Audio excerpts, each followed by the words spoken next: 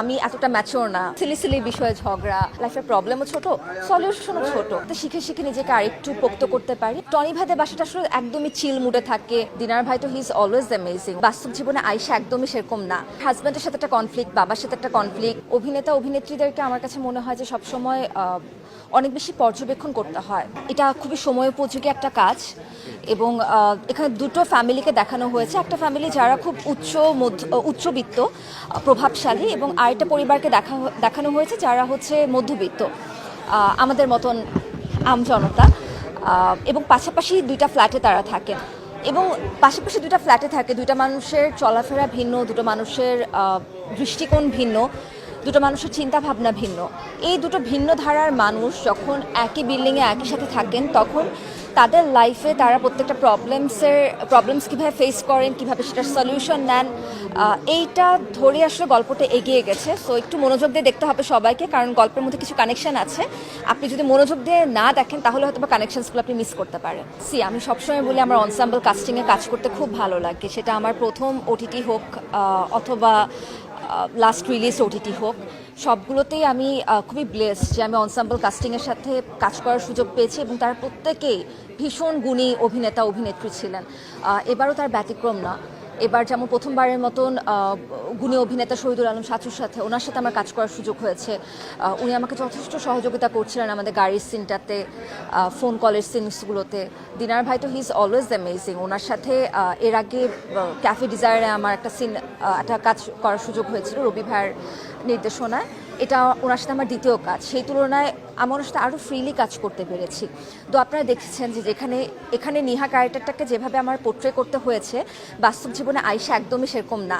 সেটা তার বাচনভঙ্গিতে হোক, সেটা তার পোশাক আশাকে হোক, তার লাইফস্টাইলে হোক। এখানে সম্পূর্ণরূপে একটা মেয়ে যে প্রভাবশালী বাবার, ক্ষমতাধর বাবার একমাত্র মেয়ে, সে নিজে আসলে ক্ষমতাটা চাচ্ছিল, সেটা তাকে দেয়া হয়নি। তাকে এমন একটা ছেলের সাথে বিয়ে দেওয়া হচ্ছে যে আসলে ক্ষমতাটা হোল্ড করতে পারবে। তো তার হাজব্যান্ডের সাথে একটা কনফ্লিক্ট, বাবার সাথে একটা কনফ্লিক্ট, অনেক কিছু। আবার একই সাথে সে রায়হান নামে একটা ছেলেকে তার হাতে রেখে দিয়েছে যাতে করে সে যেভাবে ইচ্ছে সেভাবে ছেলেটাকে সে নির্দেশনা দিতে পারে। So it's a different character for me. Definitely little challenge was added here because of আমি এতটা ম্যাচিওর না নিহা ক্যারেক্টারটাকে পোট্রে করার মতো। কিন্তু রাকেশ বসু ভাইয়া উনি আসলে এতটা সাহসী ছিলেন যে উনি বিলিভ করেছেন, আমাকে এই সাহস দিয়েছেন যে আমি এই ক্যারেক্টারটা পোট্রে করতে পারবো। অনেক চ্যালেঞ্জ। আর যদি অভিনেতা অভিনেত্রীদেরকে আমার কাছে মনে হয় যে সবসময় অনেক বেশি পর্যবেক্ষণ করতে হয়। They should be a very good observer. এই কাজটা করতে যেমন মনে হয়েছিল, এবং আজকে যখন পর্দাতে দেখছিলাম কিছু কিছু সিন দেখে আমি হাসছিলাম যে এটা কি করলাম আমি, এর থেকেও তো আরও ভালো পারফর্ম করা যায়। হয়তো বা কাজটা যদি এই মুহূর্তে আমি শ্যুট করার সুযোগ পেতাম, হয়তো বা আমি আরও ভালো করে ওটাকে শ্যুট করতে পারতাম। হয়তো বা রিসার্চটা একটু ভালো হতো, আর একটু ডেপথে নেহা ক্যারেক্টারটাকে একটু ডেপথে হয়তো বা নিয়ে যেতে পারতাম। But it's okay. আমি তো প্রত্যেকটা কাজ করবো, দেখবো, সেইখানে যে ভুলগুলো করবো সেগুলোর থেকে আমি শিখবো। এটাই চাই যাতে শিখে শিখে নিজেকে আরেকটু পোক্ত করতে পারি, আর একটু অভিনয়ের জন্য যাতে আরেকটু দক্ষ করতে পারি। That's it. ওয়েল, এন্টারটেনমেন্টের বড় পার্টটা হচ্ছে আসলে টনি ভাইয়া আর মম আপুর কাছে। ওনাদের টনি ভাইয়ার অ্যাপিয়ারেন্সটা আমার কাছে মনে হয়েছিল যে একটা রিলিফ। মানে ঠিক পাশের ফ্ল্যাটটাতেই যে টেনশন হচ্ছে, যেরকম প্ল্যানিং প্লটিং হচ্ছে, টনি ভাইদের বাসাটা আসলে একদমই চিল মুডে থাকে। বউ শাশুড়ির মধ্যে সিলি সিলি বিষয়ে ঝগড়া, হাজব্যান্ড ওয়াইফের ছোট ছোট খুনসুটি। অবভিয়াসলি এখানে এন্টারটেনমেন্ট তো মানুষ পাবে, একই সাথে ইয়াস মেসেজ অবশ্যই আছে। একটু ভালো করে যতটুকু আপনাদের দেখার সুযোগ হয়েছে সেটাও যদি আপনি ভালো করে খেয়াল করেন, আপনি বুঝতে পারবেন যে এখানে ছোট ছোট অনেক মেসেজ কিন্তু রাখা হয়েছে। যেমন একটা প্রভাবশালী মানুষ সে যেভাবে প্রবলেম সলভ করে, একজন মধ্যবিত্ত মানুষ কিন্তু সেভাবে প্রবলেম সলভ করে না। তার লাইফের প্রবলেমও ছোট, সলিউশনও ছোট।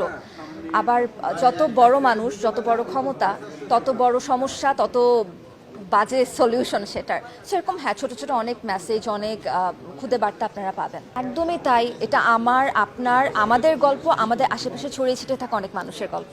অবশ্যই, আনডাউটেডলি। আমি বললাম তো যে আমার কাছে মনে হয়েছে আসলে সুপ্তির ক্যারেক্টারটা চুজ করাটাই বোধহয় বেটার ডিসিশন হতো, যে মরে গিয়েছে শেষ, ঝামেলা শেষ। বাট না, নেহার ক্যারেক্টারটা যখন আমার কাছে আসে একটু সময় নিয়েছিলাম। আমি মম আপুর সাথেও কথা বলেছিলাম যে আপু আমি একটু কনফিউজ যে আমি আসলে কাজটা করবো কিনা। আপু বলেছিল যে তোর এটা করা ভালো হবে, তো একটু টাফ আছে, তুই একটু রিসার্চ কর, দেখবি তুই পারবি, কারণ এটার অনেকগুলো লেয়ার্স আছে। সো এখন অতটা দক্ষ হইনি যে প্রত্যেকটা লেয়ার্সে ভালো মতে অভিনয় করতে পারবো বা পারফর্ম করতে পারবো বা বুঝতেও পারবো যে হ্যাঁ আসলে আমার এটাই পারফর্ম করা উচিত, তাহলে আমার দর্শক কানেক্ট হবে না আমার পারফরমেন্সের সাথে।